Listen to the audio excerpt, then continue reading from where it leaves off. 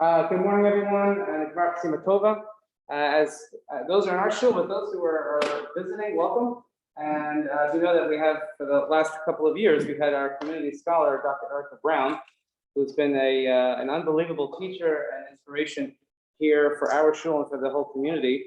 And we just wanted to, we don't want to keep it all for ourselves, so to speak. So we want to be able to share alike and share her wisdom and knowledge with the entire community. So it's our pleasure to welcome you and those online to this wonderful Teshuva lecture for the entire community. So Dr. Brown, please. Thank you, and thank you again, Rabbi and the Rebbitzin, to the Bernstein, and to the whole congregation for always making us feel so warm and welcome. And it's my family. This morning is the unveiling of Wayne's mother, Millie, Mendel, and so wanted to dedicate the Shiur in her memory, that her neshama should have an aliyah. I always like to dedicate learning in the memory of someone, particularly in memory of a parent, because Wayne, you wouldn't be here learning Torah without her. So it's in her schut that you're here and do all the amazing things that you and your family do for our people. So what I wanted to think about with you today is a question that has been dealt with through, I would say, millennia of learning by our chachamim, our rabbinic sages, and that is whether or not tshuva is actually possible, and what are conditions which make tshuva, which make repentance particularly difficult. And so I want to sort of pose that question. If, and you have it on your handout, do you believe people can really change? And you'll say, this is not only a religious question, it's a question in psychology, it's dealt with in certain aspects of philosophy, and even in science, right? In other words, do people have the chemistry that enables them to change, or in some way are we biologically determined to behave in a particular way? You could say, I'm not really interested in science, I'm not interested in philosophy or psychology, I just have my own feelings about this, which is that I believe I can change, but actually I don't really believe anyone else can change, right? It was the possibility, there's possibility for me to change, but everyone else seems to be locked in a particular way, or it's the reverse. For people with low self-esteem, they may believe that they can't change, but everybody else has the capacity to be different. And that's an interesting, it's an interesting question. I'm not going to bother you and ask you where you stand on this unless you'd like to volunteer. But when you look at the research, for example, that Carol Dweck did in her book Mindset, she talked about fixed mindsets and growth mindsets, and that became quite popular in the fields of education and psychology. Do you believe that you have, that in a fixed mindset, according to Dweck, you believe that your intelligence is inherently determined and there's nothing you can do to change it, and that your character is predetermined and there's nothing you can do to change it. Many teachers operate on this model, many students operate on this model, and standardized tests don't help the matter. Because what standardized tests do is they say, this is what your IQ is, sorry. And what Dweck discovered, because the research is predominantly in children and children's development, is that children who had a growth mindset, who believed that their intelligence was not predetermined and nor was their character, generally took greater risks for things, were able to progress and develop and be exceptional because they believed that things weren't holding them back. Anyone want to comment on this? Any thoughts about fixed or growth mindsets or beliefs of whether people can change or they can't change? Anyone awake? Anyone need another cup of coffee? I'm open to that too. Yes, please. Why?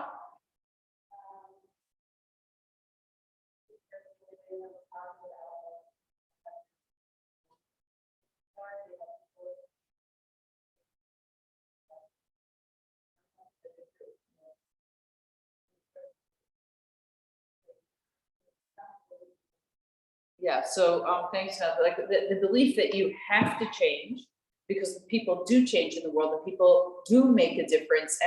And what's the point of getting up if you feel that you can't progress? So these are the words of an optimist. right? Someone who believes in tomorrow and believes in the capacity of today to influence tomorrow. Not everyone thinks that way. I hate to break it to you. Yes, please. So nice to see you. You learn that you have circumstances that change. I think you cannot anticipate happening in your life. You have to deal with that, force you to look at things.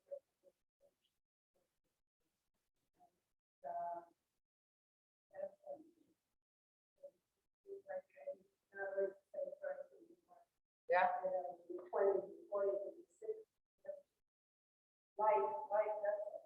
Yeah, it's such an important difference in your perspectives, because it's not only about your disposition and your, whether I'm an optimist or a pessimist or a nihilist. It seems to also be around the circumstances that have the capacity to, the situation that you're in that may bring about a change. There may be loss, there may be good fortune, you could win the lottery, you could lose your job, and these things change us, right? We hope we grow and mature. I always think this about the Machzor.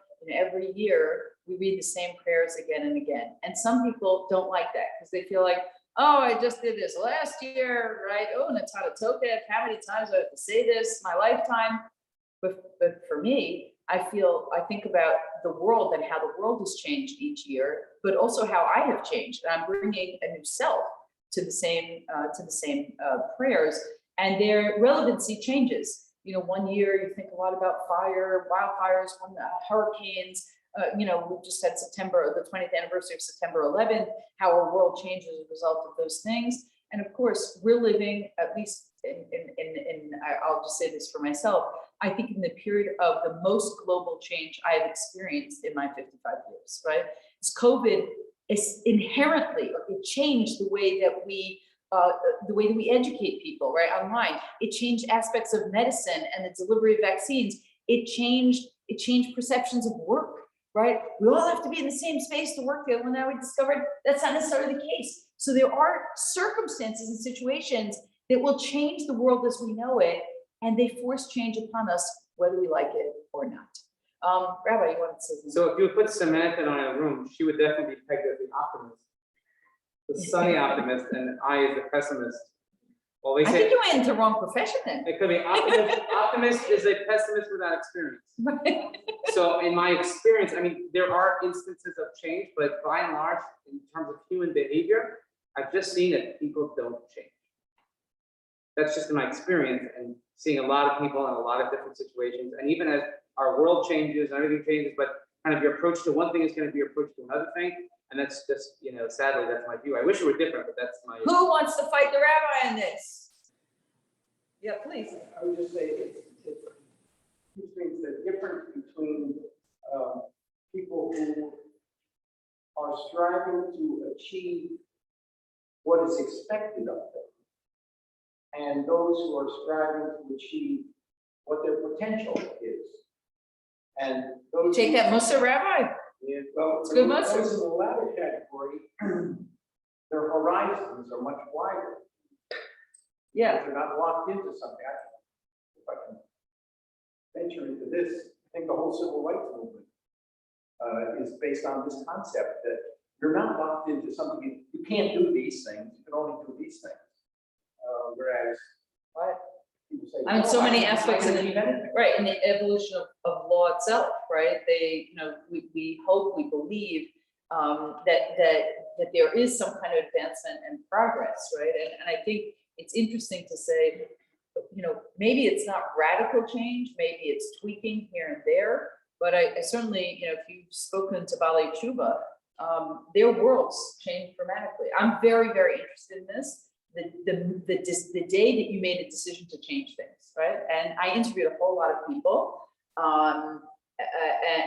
It was a book that just never got written called Today's the Day. And I interviewed people who, for example, decided that today was the day they decided they can't stay in this relationship, or they can't stay in this job, or they're going to have a gastric bypass because they don't like their body configuration. There are people who make those changes, and they impact a lot. One change has lots of ripple effects. But that sense of what the horizon is, what the future is, what am I making up for really depend in some way on this approach to change. Please. I mean, wouldn't the Rambam disagree with the rabbi? I mean, it's all about Teshuva, whether there's a possibility of Teshuva. If you don't believe people can change, then you believe Teshuva, there's fractions written about Teshuva. I'm not saying they can't change, I just think they start where they don't. No, it could be. So maybe the majority of people have that fixed mindset, right? Carol Dweck didn't say that it's half and half, right? In other words, it was smaller number, but then you think to yourself, who's going to change this world? It's people who actually have to believe in change. And you can understand it going one way or the other. So because you gave me a perfect segue for what I want to look at, the Gemara in Shabbat, 156a and b, talk about what day you're born, and if you're born on a particular day, what kind of temperament you have. So anyone remember if you're born on a Sunday?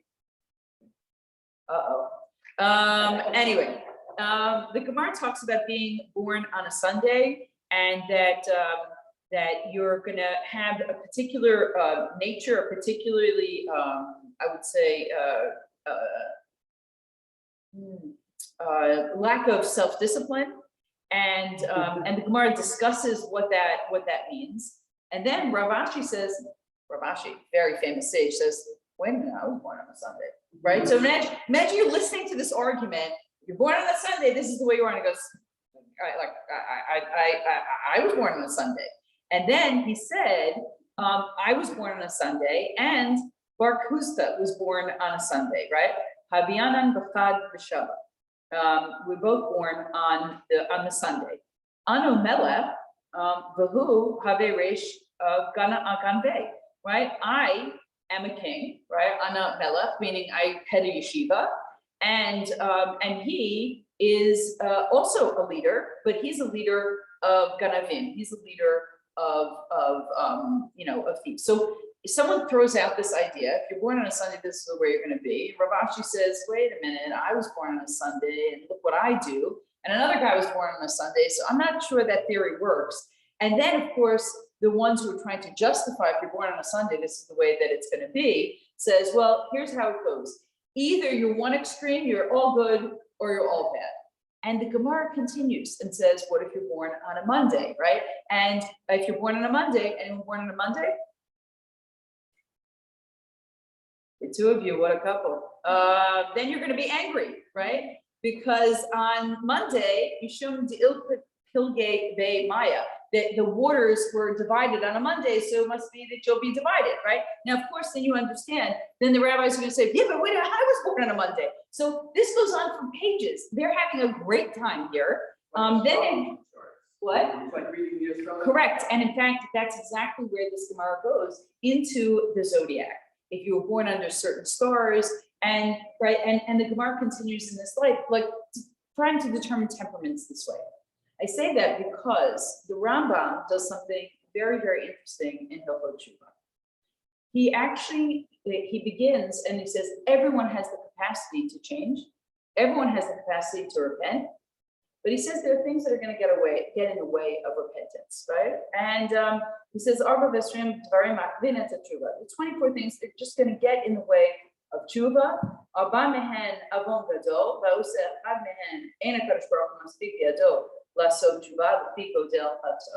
You could do certain sins, he says, and they're pretty serious, and they are going to get in the way of your tshuva. They're going to get in the way of your tshuva. And then he says, and there are 5 things. They're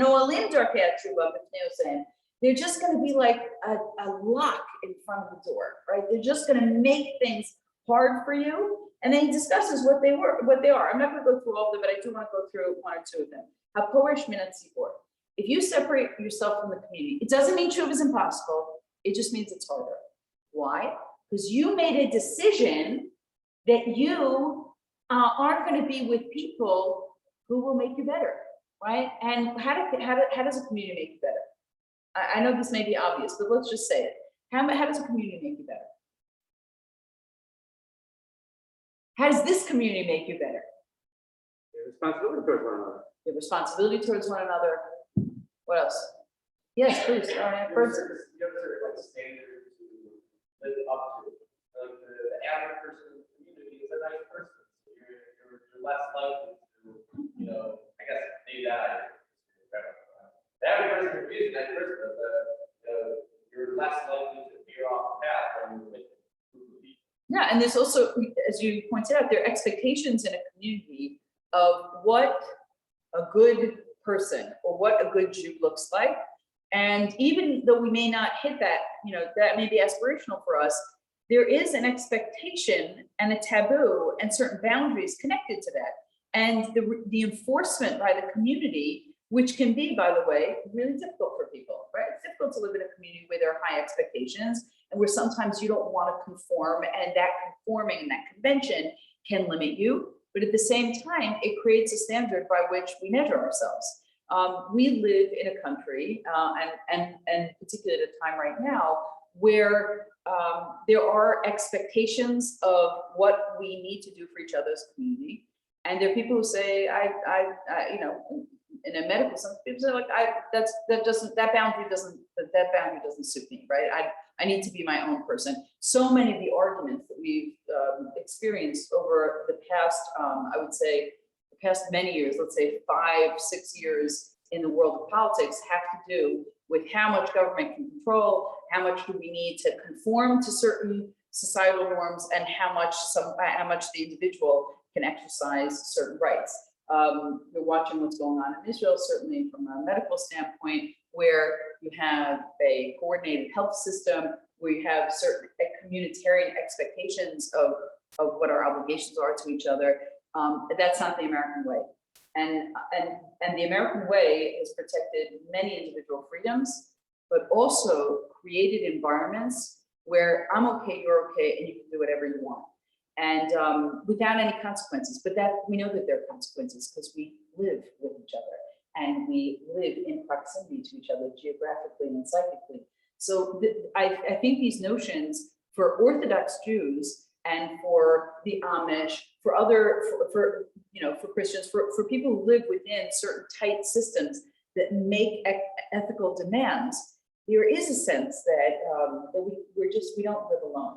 And not living alone will force us to, in some way, perhaps be our best self. So the Rambam says, it doesn't mean you can't be a fantastic person, a God-fearing person, a person of great morals without a community. But he says it just gets harder, right? Things get in the way. And he says, Hamavazeh Rabotav, someone who ridicules his rabbis, and goes on, and he talks about soneh tokahot, person who hates feedback, right? Who doesn't like to hear feedback and doesn't respond to feedback. How many of you have supervised people in your work life? Yeah. How's that working for you? The not responding to feedback.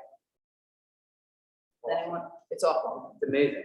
It's amazing. No, I want to, kind of drill down on this a little bit. What's difficult about this notion of giving feedback, and people say, I can't give feedback because someone's not going to listen to me. Anyone talk about it? Because this is an area of professional tshuva, of whether someone can take feedback well. Very, very hard to supervise someone who's defensive because you're not getting through. And then you get to a point sometimes where you have to let someone go on the job, and it's a very painful thing. And say, I don't know what you're talking about. And you said, I've been telling you this for a period of months or a period of years. We've been in conversation about this. It's like, but I've improved. And you go, really? Because in some way they didn't hear you the first time, and then reinforcing it, saying it again and again, is just not working. And we might be people who have a hard time responding to feedback for a variety of different reasons. So anyway, the Rambam says these are things that get in the way of tshuva, sometimes put a struggle in the way of tshuva. But he concludes this chapter, and I'm not going into them, but I certainly welcome you to read chapter 4. Kol elu advarim ukuyotze behen, af al pi shemak binet tshuva ein moninata.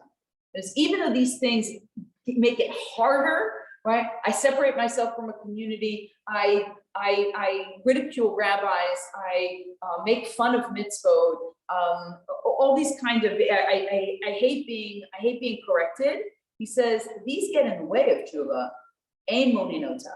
right? They don't prevent it. Ela im asa adam tshuva, if anyone does tshuva from these things, don't worry, there's always a place for you. Now the Rambam, because he knew about Gemara, like the Gemara in Shabbat, had to actually now create a whole chapter on free will. Not only one chapter, but another chapter, because in chapters 5 and 6, he will go on to delve in 6 about why it is that people cannot wrap their heads around the fact that they have absolute free will. They have absolute free will. The Rambam was not a believer in astrology. There are many serious rabbinic scholars who did believe in astrology. One of them, perhaps one of the most famous, was Abraham ibn Ezra, who died in 1167. He was born in Spain. He's a famous Bible commentator and poet. And in one of his poems, he believed that he wasn't born under a good star. And in one of his poems, he writes, if I made shrouds, no one would ever die. If I made lamps, the sun would never set. He just thought, I'm born under the wrong star, and there's nothing I can do to change that. Now, I would love to talk to Ibn Ezra about Tshuva, right? You know, you have to have those college essays. Who would you like to have a conversation with? And you know, who would you like to go to dinner with if you could pick anyone, right? So for me, I'm always intrigued by Ibn Ezra, his commentary, his thinking, and that conversation would be really interesting. Do you believe that things can change if you're born under the wrong star? So the Rambam was not only addressing what he says are ignorant people who believe nothing's possible. He had to really talk to pieces of Talmud and other sages who did not believe that there was this possibility. And the Rambam is unambiguous, and as many of you know who study Maimonides, he can be harsh at times in his condemnation of people who don't hold certain views. One of the things that the Rambam says is there'd be no purpose in Nevi'im, there'd be no purpose in prophets. Why would a prophet come and tell you to be better if there was no chance of being better? So, you know, you can get rid of all those books in the Hebrew Bible. And it says, what would be the purpose of the Torah? Why would the Torah tell you you can do this, you shouldn't do this, if there's no chance that any of those commandments would improve your behavior or prevent you from transgressing? There really would be no point. So you can see that this argument about whether tshuva is possible or impossible is deeply rooted in our own sources. You have a handout, so I'd love for you to look at that handout with me. In this handout, I brought up a picture for you, a painting by William Blake. William Blake, the famous poet, who also was also an artist. Many famous depictions, particularly the Book of Job. Biblical stories intrigued him. And I want, this is called Cain Flees, and it's in the Tate in Britain, Tate Museum. And I'd like to just ask you, this is a scene of Cain in Genesis 4 and Bereshit Daled. We're going to talk about Cain in a moment as the sort of first Baal Tshuva. What are you seeing in this painting?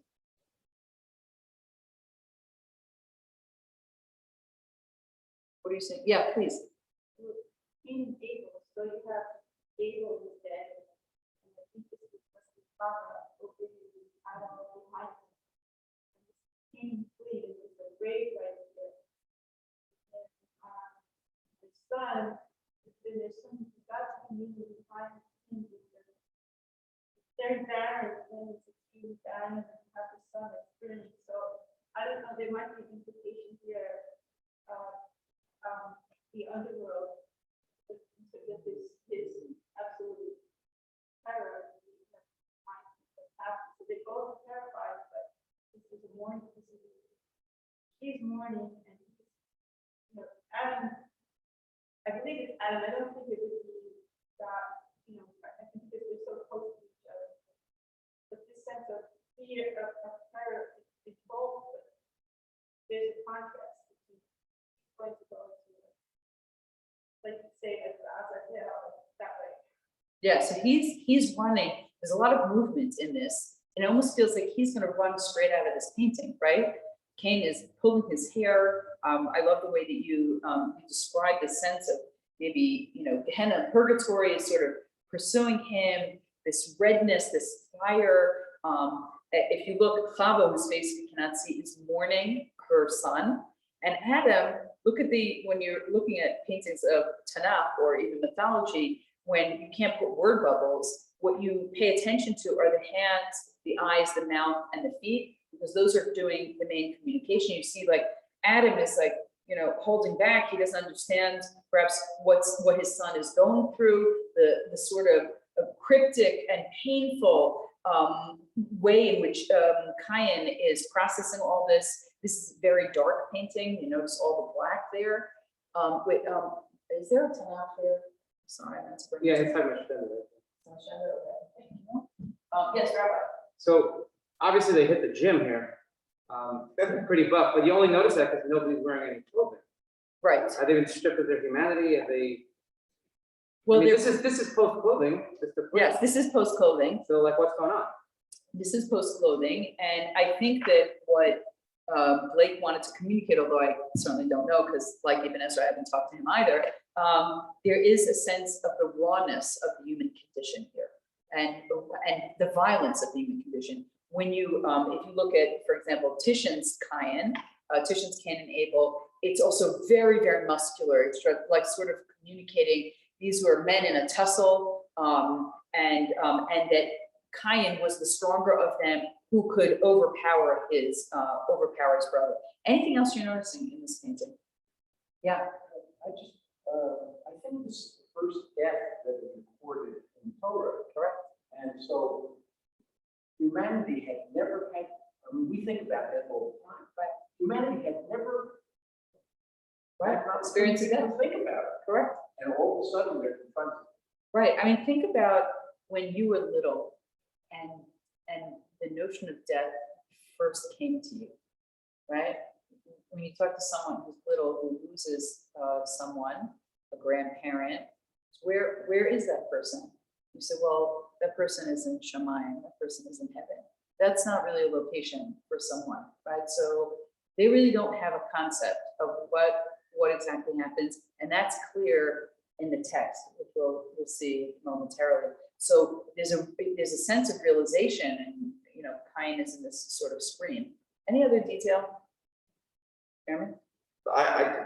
To me, the look on Cain's face is really amazing, and it says to me that he had no idea that what he had done would end in this way. He's just beside himself with surprise and with regret immediately, and that's the look that maybe I'm overreading into it, but it's not a look of I'm sorry, it's not a look of I was wrong, it's a look of I had no idea that it was going to end like this. Right. What have I done? No idea.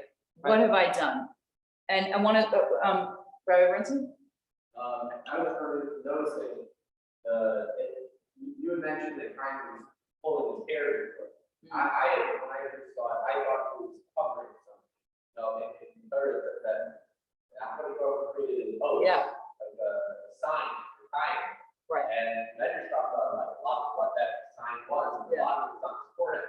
So I thought that it was maybe Covering his forehead. There. Right. So what I'd like to suggest, which is, you know, what you're saying is absolutely true to the story, is that comes a little bit later. It was in the story. I think this story is the first recognition and shock that you've done something and that there are consequences beyond measure in this story. Kenny, you wanted to jump in? Yeah, I was going to say that I think Cain definitely looks very surprised, very shocked by what happened. And maybe, you know, he realized for the first time that he can't change and that he wants to do different. He's trying to get away, trying to, I guess, realize for the first time that he can't change. Right. He's different. Right. And by the way, maybe you remember being younger and doing something wrong and then wanting to run away from the space because you just couldn't bear yourself in that place. You didn't know what to do with yourself. Please. Thank you. Seems extremely out of place. Dr. Brown said, this is the tools, iron, tools, shaping tools. was waiting for someone to notice the shovel. And look where it's placed. Yeah, and look where it's It's really, like as if he was digging and he was caught, right, and he's trying to run away. right, it's in the foreground, and notice also that one of his feet is actually in the hole. Right, it's in the place that it's almost like his foot is touching death, even as he doesn't realize what's happening.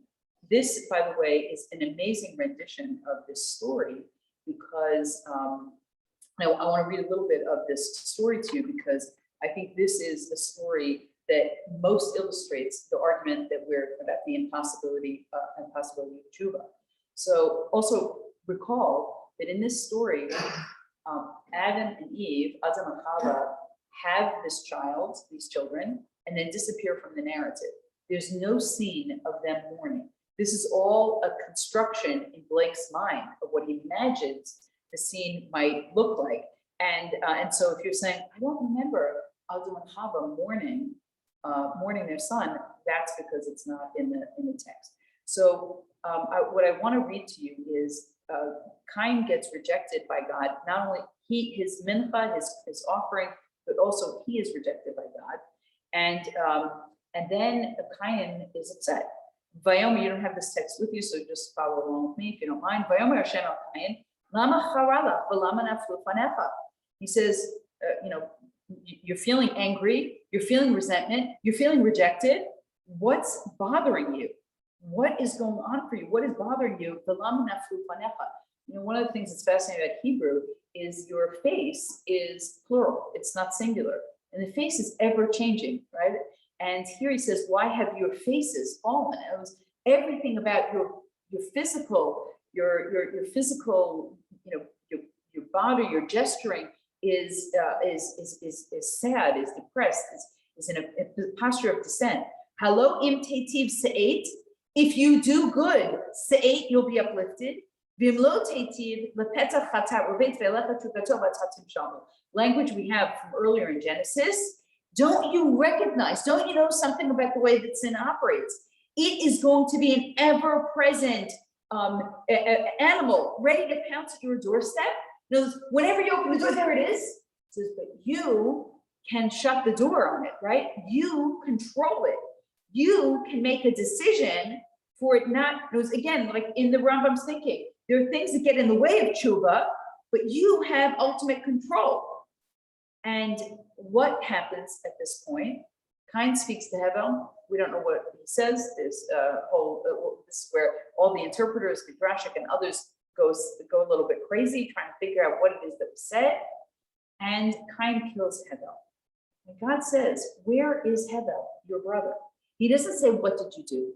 He understands he's got to ask a very basic question. Where is he? And he says, Lo yadati, I have no idea. Shomer achli anochi. That's not sarcastic. That's literal. Am I my brother's keeper?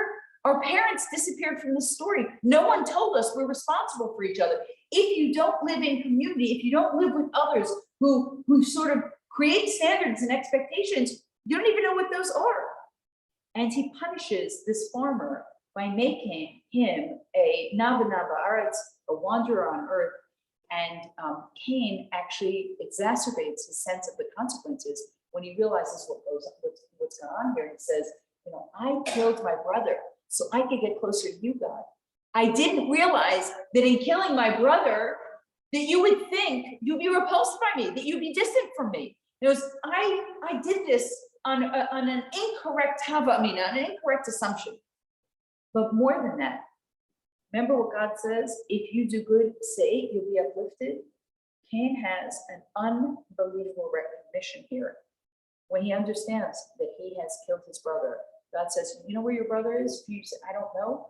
He's lying on the ground, and his blood is like screaming out from the ground, right? So that's what you have that image that Blake, I think, does so masterfully. And Cain says, Gadol avoni v'niso. My sin is greater than I can bear. This is often translated as my punishment is greater than I can bear. That's an inaccurate translation. Everett Fox in the Shocking translation made a note of this, that avon, we assume it's not punishment. If you're in court and the judge says you murdered someone, you're going to life in prison, you say, you know what, my punishment is too great to bear. What you're saying is, you have to lessen my punishment, even though I don't deserve it. But if you say my sin is too great to bear, that means I cannot live with myself. And that's what I think Blake tried to capture. As a result of this wrongdoing, I am not a person who knows how to live with myself anymore. Now remember, that same term is used, sa'ate, the weight of something, right? So God says, if you do good, you'll be uplifted, right? You won't feel weighted down by sin. And Cain understands that because of his sin, he is so weighed down. He does not know how to move in the world. And at this point, if you were Cain, you could say, Teshuva feels impossible. I can't bring my brother back. What is it that I can possibly do? Now, it's true, Zara Bernstein pointed out, that because of this recognition, God rewarded Cain with a mark so that others couldn't punish him. Because one of his realizations is, if I can get angry and kill anyone, they could do the same to me. So God protects him. You ever have a moment when you're raising your kids, or maybe it's a moment in your own life, where you're about to punish a child, or you're about to, to speak to a child about the things they did wrong, and they preempt it by saying, I can't believe I did such a terrible thing. And then you say, I don't need to punish this person or speak, because they're punishing themselves enough. I think that's what's going on in this moment. It's a very profound moment. Very often we tell our children, say sorry. And when we do that, we, in essence, take away their own capacity to judge their own actions. We tell them what to think and what to feel, as opposed to them having this moment of recognition. What does Cain do? Does anyone remember what Cain does as a Baal Teshuva? I believe he's the first penitent. He's the first murderer. He's also the first penitent. This is the text that no one reads. It's in verse 17. He builds a city. He gets married. He has a child. He builds a city, and he names the city after his child. That's not the act of a wanderer. That's the act of a Baal Teshuva, of someone who says, you know what, I can't live with myself anymore. Things have to be different. I have to change. So, is Teshuva impossible? There was a moment where it seemed like this is not going back. And you know what? You cannot change the act that someone, when someone does something wrong, you cannot change the past. And you cannot forget the past. The whole forgive and forget, so not Jewish. Do you know any Jewish person who forgets an insult, a grudge, a wrongdoing? No, that's like an expression that's not really meaningful. But the idea that you've made a decision, there's the act and there's the relationship. And am I, after this act, going to engage in the relationship? Am I going to continue the relationship, or will that relationship stop the moment that an act has been done that I can't get over? So I want to tell you a story now, and you'll excuse me for telling this in the shul, because it's a story about a Lutheran minister. Is everyone okay with that? I just want to make sure you're okay with that. All right, so Rabbi, you okay? I got it. Okay. So this is a story I read last year.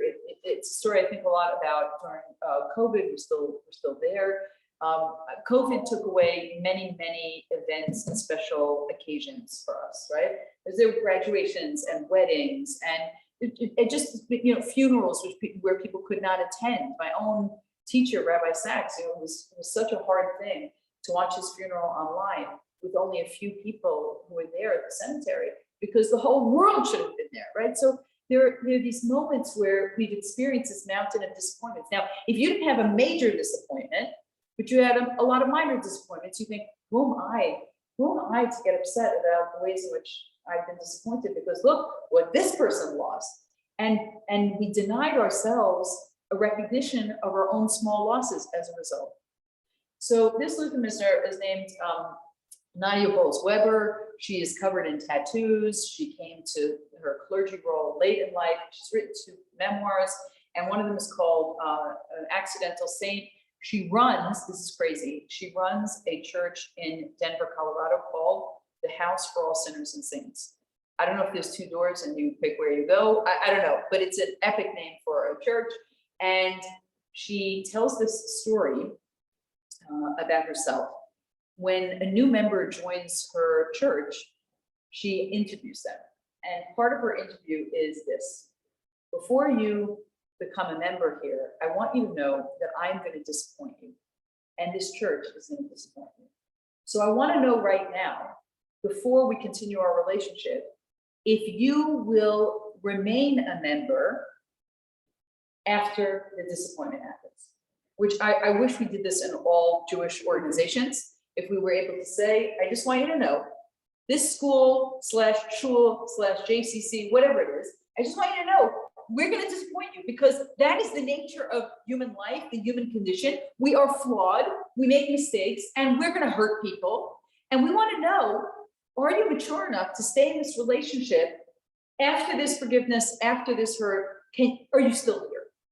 So of course she illustrates with the time when she disappointed people. 2 members of her church met in her church and they decided to get married. And of course they wanted her to officiate. And they were 18 months away from getting married, but because she's very busy and she's a speaker and she speaks all over the world, they said, can you put us in the calendar for 18 months? She was honored to officiate. But of course, she double booked herself. She didn't realize, and she was slated to teach in Australia. I don't know if you've looked at a map. Denver, Australia, not close to each other. So she cannot figure out what to do. She can't get out of it for a variety of different reasons. And she feels terrible, but she made this commitment in Australia and she's going to go. And she gets a text. Now, this is 6 years after these individuals have joined the church. She gets a text, and the text says, this is that time, isn't it? She doesn't really understand the text. And it's followed up by an email. And the email says, the next day, when we joined, you told us that there was going to be a moment when we disappointed you, when the church disappointed us. And are we going to be there after the disappointment? And we made a decision that we're going to be there after the disappointment. We said yes at the time, but the yes is harder when it's in real time and in a real situation that tests us. And so I said, you know, we want to release you from doing our wedding. We want to forgive you, and we love you. She reads this email, and she bursts into tears. And she just cries, and she said, this is what grace is. This is what fame is. It's getting a gift that you didn't deserve. And the gift of forgiveness is the most meaningful gift. Now, there are a lot of people who believe that this is not possible. And in fact, I won't even look at your handout, because one of them is Baruch Spinoza. He wrote in an essay on human bondage in his book, The Ethics, repentance is no virtue and does not spring from reason, but whosoever repents indeed is doubly oppressed and incapable. He says repentance doesn't make any sense at all, right? There's nothing rational about saying, I did this, but tomorrow I'm going to do that. I'm not going to be the same person. Whoever repents indeed, in other words, if I did something and I feel bad and I change, I'm doubly oppressed. Why am I doubly oppressed if I do tshuva? Why am I doubly oppressed?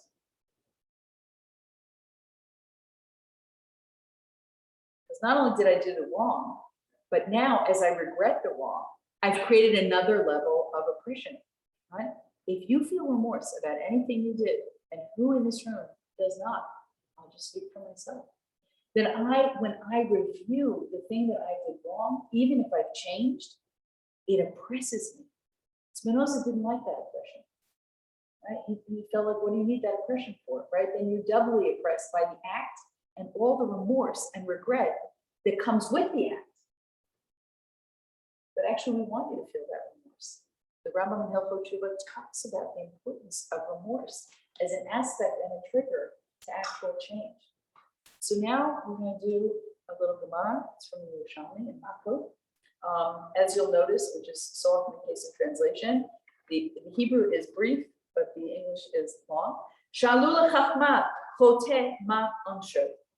This is sort of a Socratic scenario where, fictional scenario where we don't know who they is. Let's say they is a body of questioners who say, they say to wisdom, what is a sinner's punishment? Knows if you sin, what punishment should you get? Amru lahem chata'im tirdof ra'ah. There are various quotes from different places in the Tanakh, and here's one of them. Chata'im tirdof ra'ah. Your sins will pursue something bad. Anyone guess what this means? You ask wisdom, what's a sinner's punishment? The sins will continue to do bad. that mean? If you do wrong, chances are you're going to do wrong again. Right? We have an expression, rabbinic expression, "Nase bo keheter." If you do something 3 times, you're going to do it as if it's permitted to you. If you ask wisdom, wisdom's going to say, "I'm just going to give you a piece of advice from my experience," which is if you do wrong things, you're going to do more wrong things. It's just the way it works. Right? That is the response of wisdom. Let's continue. Sha'alu l'nevuah choteh ma'u'ancho. So then they go and ask prophecy. They say, "Oh, the Navi, the prophet. If someone does a sin, what's the punishment?" Amralahen, and she, nevuah is feminine, she says to them, "Hanefesh hakotet he tamud." A soul that sins, a person who sins, will die. The Navi says, it's not about wisdom that sin is going to perpetuate sin. It's that actually sin has a deeply corrosive effect. And like rust on a bicycle, right? You leave your bike out one day in the rain, it's one thing. But if you leave it day after day after day, it gets rusty. And at a certain point, it can't actually function. That is the way that sin works. Let's continue. Shalu l'kadosh baruch hu. Then they ask HaKadosh Baruch Hu, "Choteh ma'u'ancho?" Amar lahen, "Yasu tshuva yitkaper lo." And then they ask God, and they say, "God, what's the sinner's punishment?" And God says, "Oh, I don't want to talk about the sinner's punishment. I want to talk about the possibility of reformation and repair, which is if you do tshuva, you will be forgiven." Now, there's an interesting caveat to this. I want you to turn the translation because they asked the Torah. You'll see, they asked the Torah, "What is the sinner's punishment?" It said, "Bring a korban, and you'll be forgiven." We do not have that text in the Yerushalmi. We I want to say it's in the 1860s, maybe there was a geniza, a container full of texts that were saved, as we do in a geniza, and in Budapest, and they found a different version of this discussion where the Torah is included, right? And the Torah basically says, you bring a sacrifice and you're forgiven. So I just want to review this conversation. You ask wisdom, if someone sins, what's the deal? The deal is that the nature of sin is that it's very hard to escape it. If things have a snowball effect, sin has a snowball effect. Do one, you'll do another. They ask the Navi, the prophet, what's the sinner's punishment? And the Navi says, in my experience, sin has a corrosive effect. It's very hard to escape from. They ask the Torah, and the Torah says, well, if you read the Torah, you do something wrong, you bring a korban, and that korban, that act of sacrifice will vitiate some of sin's difficulties. And then they ask God, and God doesn't give technicalities, and God doesn't believe that this stamps you for life. God says, just do tshuva. Just change. It's within your capacity to change. So I want to look at the Gemara in Nedarim in the few minutes we have left. And this is a Gemara that some of you may be familiar with. Sheva Dvarim Nivru Kodem Shnivra Olam. 7 things were created before the world was created. And here's what they are: Torah, Tshuva, Kan Eden, Gehenna, Kiseh Kavod, Mikdash, Ushmo Shel Mashiach. It goes, okay, here's the 7 things.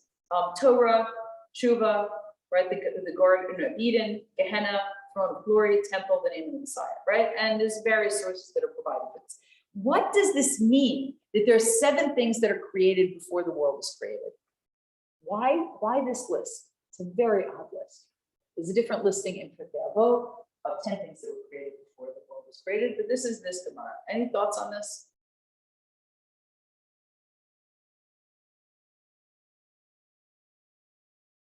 Why does Tshuva have to be created before the world was created? Without tshuva, you don't have to correct it, to have hope. If you were told, it doesn't matter what you do, it doesn't matter how much you want, it doesn't matter the kind of thing you did, you are out. You're out. How are you going to live? How are you going to live? What's the purpose of the world if we cannot find a door out, right? What is the purpose of the world? And because many people do not believe in the possibility of tshuva, God has to create it before the world's created. Right? It's not creating the world and then as part of that creating tshuva. It's saying these are things that had they not existed, you might believe they're impossible. You may fall victim to the thought that whoever you are now is who you are destined to be, and there is no way out. Now, that's the way that you might think about yourself. What about the way you think about others? So we're going to go back to this tomorrow, but I want to talk about Abishai Margalit, wonderful philosopher, Israeli philosopher. He wrote a book called The Ethics of Memory, and he deals with this aspect of forgiving and forgetting, and you'll see how it's tied into the possibility or impossibility of tshuva. If forgiveness occurs through simple forgetfulness, it's not forgiveness. If I can't remember what I did wrong, or you can't remember that you were wronged, then there's no real tshuva. Forgiveness is a conscious decision to change one's attitude and to overcome anger and vengefulness. Forgetfulness may, in the last analysis, be the most effective method of overcoming anger. The best thing, if someone forgets what you did, well, you spend the whole year, I'm worried about this, and I asked I asked Mechila, you say, I'm so sorry I did that thing to you. And the person says, what are you talking about? You go, oh my gosh, I lived with all this remorse and all this regret. And what was the point? It was, you totally didn't remember anything that I did. So he says, that's the most effective. But since it's an omission rather than a decision, it's not forgiveness. Then, like in the case of remembering, there's an indirect way by which forgiveness as a decision can be about forgetting. This was a game changer for me in my own thoughts about what repentance can accomplish. It says there's an indirect way by which forgiveness can be about forgetting and thereby complete the process of forgiveness. The decision to forgive makes one stop brooding on the past wrong, stop telling it to other people with the end result of forgetting it or forgetting that it once mattered to you greatly. What do you have the power to do? When you forgive someone, you make a decision that the future is going to be different, and that ipso facto influences your past. Because what you said is, it's not that this act didn't happen and I'm forgetting about it. When someone says, oh, just forget about it, no one's forgetting. But what you can do is not exacerbate it by repeating it to other people, by brooding on it. That is a decision you make. So I could say, someone offended me, and I'm going to go tell my friend, you know what he did to me? Do you know what she said? And what I'm doing there is taking an act and making more of it than it was and making the problem bigger. But I can also shrink that problem by making a decision not to talk about it. You know that many people in the school of Freud believe that if I talk about someone, a vent, right? Oh, come on in, let's vent, right? I'm always afraid at work when someone closes the door, which now we're in COVID, so people, when you close it, we need to have a closed door conversation. Something's going to happen there. It's going to be about other people, right? Sometimes it has to be, many times it doesn't have to be. So anyway, this research was done by two psychologists in a book, Mistakes Were Made by, but Not by Me, that actually question this idea that venting actually helps us manage problems. And they suggest that when I vent, I actually take the problem and I keep magnifying it and amplifying it so that it becomes harder to forget. So I can make a decision out of my virtue that I'm not going to talk about these things, which doesn't mean I'm forgetting it, but I'm creating a path to forgetting how much it stung and saying there's a different future than the past. I want to just conclude with a story about the impossibility and possibility of tshuva. So for those of you who were with me this weekend, you know, I mentioned this book, Living Legend, about Rabbi Grossman. And Rabbi Grossman tells a story that happened a few days before Yom Kippur, or the author here tells a story that happened a few days before Yom Kippur, and I want to share it with you because we are indeed a few days before Yom Kippur. And here's the story. Man approaches Rabbi Grossman, who lives in Migdal Ha'emek, a few days before Yom Kippur. He was crying so hard he couldn't speak. Rabbi Grossman said, "What's the problem?" And he said one of his sons moved to Germany for business, and his son, the man's grandson, came back to Israel. He went to Bar Ilan, but he shared an apartment with a missionary, and this missionary convinced him to give up his religion. And he left Bar Ilan, and he's living in an Arab village in this place called Deir Kana. And he says, well, he's not living in the village itself. He's actually in a monastery that's near the village because he is in the process of becoming a Christian. He says, Rav Grossman, how is it possible, right? We're talking possibility and impossibility, that one of my grandsons will be spending Yom Kippur in a monastery? He says, I just have no desire to live. The rabbi, if you see a picture of him, he has peot, he has a long kapata, dressed in black and white. Rav Grossman says, I want to go speak to him. And he asks an Arab driver to take him through this village.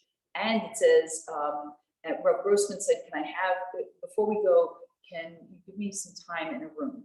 And he shuts the door and he changes into a blue t-shirt and a pair of jeans. He put on one of his Rebbitzins shaitels and made sure that his payas was hidden.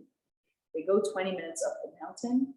He goes to visit this young man in the monastery. He says, I'm a friend of Justin, the name of this young man. I'm there to visit him. Can you take me to him? Anyway, the rabbi sees him and he says, listen, I'm not who I appear to be. And he tells him why he's there. And he says, why am I here? I'm here because your grandfather came to visit me a few hours ago. He's at my house right now, sitting in my dining room and crying. After my conversation with him, I decided that I need to see you. What do you want? What do you want? And he says, I don't want to debate with you the topic of Christianity versus Judaism. I want one thing from you. Just have a little compassion on your grandfather and spend your Kippur in my house. You're going to do a big favor for your Savior. But this man was very angry at his family, but he was not angry at his grandfather. And the person says, I get it. You're angry. But no matter how angry you are, you don't want to kill your grandfather, am I right? So just come with me. And he does come. He goes down the mountain, and they spend Yom Kippur together. And the rabbi was very, very grateful and thanked Rabbi Grossman from the bottom of his heart.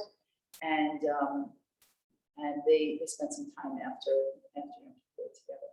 Many years later, Rabbi Grossman was visiting Monsey. He went to daven in the shul, and someone says, remember me. It was none other than Justin, who had married and raised an observant family, following the way of the ancestors. And he shook Justin's hand for a long, long time. We never know the power of those kind of moments. The question that will actually trigger a genuine change. We all have stories. We all know stories of other people who made decisions. This year is going to be different because I'm going to really work on my marriage. I'm going to work on my parenting. I'm going to work on who I am as a professional. I'm going to change my eating habits, whatever it is. I'm going to invest in my relationship with God in ways that I haven't before. And sometimes when we're standing in front of those decisions, they seem impossible. But when we actually lean into them, and we do them enough times, right, to form perhaps different habits, we realize not only is this truly possible for me, but it's possible for anyone. I can't believe that I have the capacity to change and no one else does, or that I lock someone else into an impossible position. You can never change. You'll always be this way. Maybe it's time to let go of that and actually believe that as we approach this Yom Kippur, that we will be the people we always wanted to be. One little piece of that can change in a leap towards greater virtue. Shana Tova, may all be sealed for good this year.